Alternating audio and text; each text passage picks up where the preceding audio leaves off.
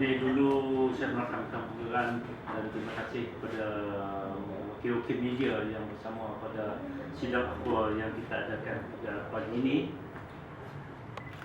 Sebenarnya tujuan sidang akhbar yang kita adakan ini ialah untuk dapat menyatakan pendirian dan juga untuk menyatakan pendapat kami kalangan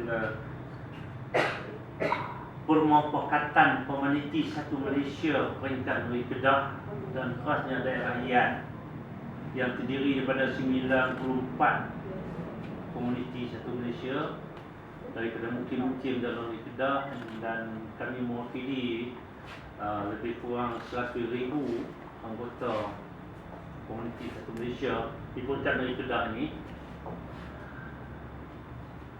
Nak menyatakan bahawa kami adalah menyambut baik dan juga menyokong penuh pelaksanaan GST, iaitu cukai yang akan dilaksanakan oleh kerajaan bermula pada April tahun 2015, memandangkan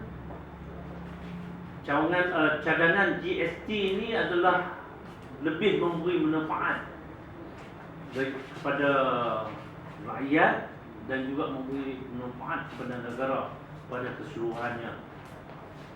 Dan kami juga ingin menyatakan bahawa dulu SST 16%, tapi sekarang GST yang nak dilaksanakan ini hanya tinggal 6%. Jadi pada pemikiran kami semua, ianya adalah satu yang amat baik, kerana bukan peningkatan tetapi penurunan daripada 16% kepada 6% saja. Kami juga menyatakan duka cita kami apabila melihat kenyataan akhbar, kenyataan daripada pemimpin pembangkang yang bercadang untuk menganjurkan perhimpunan besar-besaran membantah cukai GST yang akan dilaksanakan ini, dan dijangka pada awal bulan depan, kalau tak salahnya mungkin pada 1 Mei, iaitu pada hari pekerja. Kesempatan yang mereka ambil ini adalah bermatlamat politik mereka dan bermatlamat untuk nak mengalihkan pandangan rakyat terhadap keadaan mereka sendiri yang duk puncak kacir. PKR nak menghadapi pilihan raya dia, pilihan parti dia yang mempunyai masalah dan percakaran sama sendiri, dan DAP juga telah mencabarkan supaya dipecat Menteri Besar Selangor. Kemudian PAS pula bawa hukum hudud nak dilaksanakan. Ya, jadi mereka jadi puncak kacir. Bila kadang mereka jadi puncak kacir, mereka cuba mengalihkan benda ni kepada kerajaan dengan membawa satu perhimpunan membantah GST ini. Kononnya GST ini membebankan rakyat, tapi yang sebenarnya GST ini ialah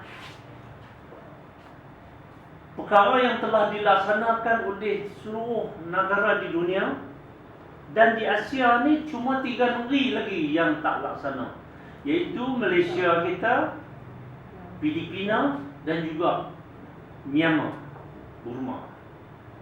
Dan kita Malaysia sebenarnya telah dicadangkan untuk nak dilaksanakan pada tahun 2007 yang lepas.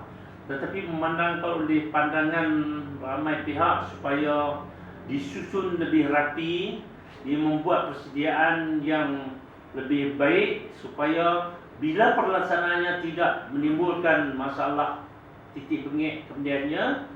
Jadi pelaksanaannya telah ditunda, dan apabila ditunda, baru-baru ni dalam bajet yang dibentangkan oleh Perdana Menteri, dia sekali lagi telah mengumumkan bercadang untuk melaksanakan mulai 1 April tahun 2015. Jadi pada kami komuniti Satu Malaysia Negeri Kedah ni menyatakan kami menyokong penuh benda ini, kerana benda ini memberi manfaat dan bunda ni bukan memberi bukan, malahan memberi kepupuhan kepada ekonomi negara sendiri. Sedangkan rakyat mendapat manfaat yang banyak daripada kerajaan dan negara. Dan dengan kerana itu perlu semua pihak memberi sokongan pada pelaksanaan sesuatu yang akan memberi faedah dan manfaat balik kepada rakyat sendiri. Dan di dalam sidang ini juga saya mewakili komuniti Setu Malaysia Kedah memintalah supaya lebih ramai rakyat-rakyat, komuniti-komuniti kita daripada berbagai kaum dan bangsa jangan terikut-ikut dengan apa yang mereka rancang dan dengan apa yang dibawa oleh pembangkang, cuba memurukkan dan cuba nak membawa perhimpunan yang boleh menjatuhkan imej negara. Mereka ni tak ada lain dah nak menggagalkan dasar-dasar dalam negara ni. Kerajaan telah meletakkan tahun 2020 nak jadi negara berpendapatan tinggi dan negara maju. Berarti perlu perkembangan ekonomi ini dengan pesat, perlu pertumbuhan perdagangan dalam negeri dan perlu transformasi di kalangan rakyat untuk menyertai dan melibatkannya ni supaya keberkesanan matlamat itu dicapai. Dan bagi pihak pembangkang tidak ada jalan lain melainkan nak menggagalkan semuanya ini dengan mewujudkan berbagai spekulasi, berbagai keadaan yang boleh membawa ketidaktenteraman. Dan kalau berlaku keadaan tidak tenteraman kepada negara, berarti pertumbuhan ekonomi juga akan terbantur, pelabur-pelabur luar juga akan terbantur, dan ini akan membawa kesan kepada kegagalan perancangan yang dibuat. Dan kegagalan ini sebenarnya kegagalan kepada negara, kegagalan balik kepada rakyat yang mengharapkan perubahan yang berada. Jadi simpulannya, kita mintalah supaya semua pihak berfikir dua kali, menilai buruk dan baik itu, memberi pertimbangan yang sewajarnya, dan jangan mudah terikut-ikut dengan apa yang dibawa oleh pihak pembangkang yang cuba mengeksploitkan semata-mata untuk nak menunjukkan mereka mendapat sokongan dan pengaruh. Dalam sebuah negara demokrasi, masa pilihan raya berhak semua pihak mengemukakan pandangan pendapat dan mengemukakan apa juga dia punya arah tuju. Tapi setelah pilihan raya selesai dan keputusan dibuat, siapa pun yang jadi kerajaan, siapa pun yang menjadi pembangkang, perlulah masing-masing merancana sesuatu untuk melaksanakan kebaikan untuk rakyat pada keseluruhannya, dan bukan cuba nak memutarbelikkan suasana semata-mata demi kepentingan diri. Datuk, apakah Datuk rasa sekarang ni maklumat ataupun penerangan yang disampaikan kepada masyarakat khususnya di bawahan ni mencukupi atau kita kena meningkat lagi dalam usaha untuk nak membendung dakwah-dakwah pihak pembangkang ni kepada rakyat-rakyat di bawah?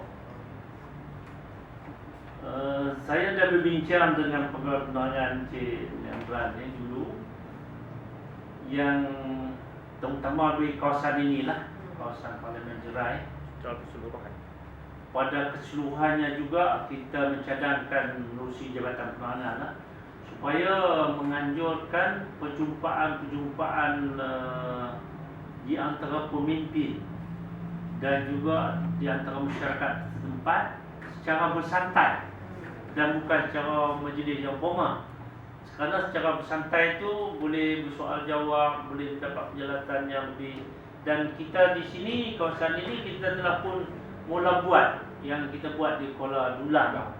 Kuala Dulang itu, semua komuniti ini kita panggil dan jemput, dan juga masyarakat setempat, dan kita panggil Datuk Jamil Khair sendiri turun bersama sana.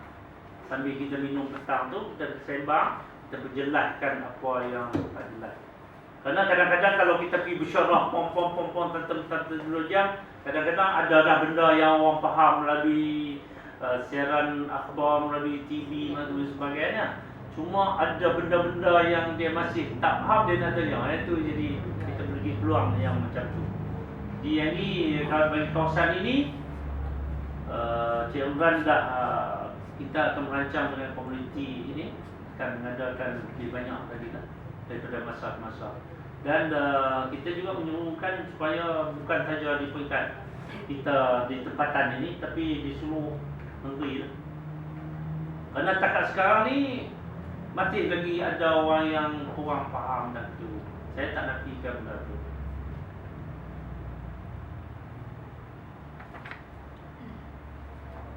Selain benda tu Datuk, Ya. kalau kita macam Datuk terangkan tadi, memanglah kita faham SST ni 16%, GST ni hanya 6%. Jadi 6% lebih rendah, lebih 10% lagi rendah. Ya. Dan Datuk kata tadi hanya 3 negara saja yang belum menyertai GST, iaitu Malaysia, Myanmar dan Filipina. Ya. Dalam keadaan ini kalau kita lihat, adakah perlu kerajaan mengadakan debat secara terbuka dengan pihak pembangkang ni, supaya benda ni rakyat boleh nampak bahawa ini adalah isu politik, bukan isu ekonomi yang senang. Apa pandangan Datuk? Jadi memang kita lihat macam saya kata tadi jugalah, isu ni dibangkit masa jadi isu politik. Jadi kadang-kadang saya sendiri pun, saya ni bukanlah orang politik secara langsung, kita ni daripada NGO, tapi kita tengok permainan politik yang diputar-belitkan itu adalah untuk menjahanamkan kefahaman ataupun menjahanamkan perpaduan ataupun nak merosakkan perancangan yang boleh memberi manfaat kepada rakyat. Sepatutnya kita sama-sama membina rakyat untuk merubah, untuk memberi meningkatkan modal insan, untuk memberikan lebih manfaat yang boleh mereka lakukan. Tapi inilah yang kita jadi masalah lah dalam negara kita ni, kerana kita tengok tak itu matang. Walaupun kita cakap tentang demokrasi, tapi bila keputusan dah dibuat, tak mau terima keputusan. Jadi inilah penyakit ya. Bermula daripada situlah, bila dia tak puas hati, tak mau terima keputusan yang demokrasi buat, dia mainlah perasaan tu, dendam, perasaan nak cari jalan, nak pembunuh. Jadi sampai bila pun benda ni tak selesai. Jadi ya. Selanjutnya.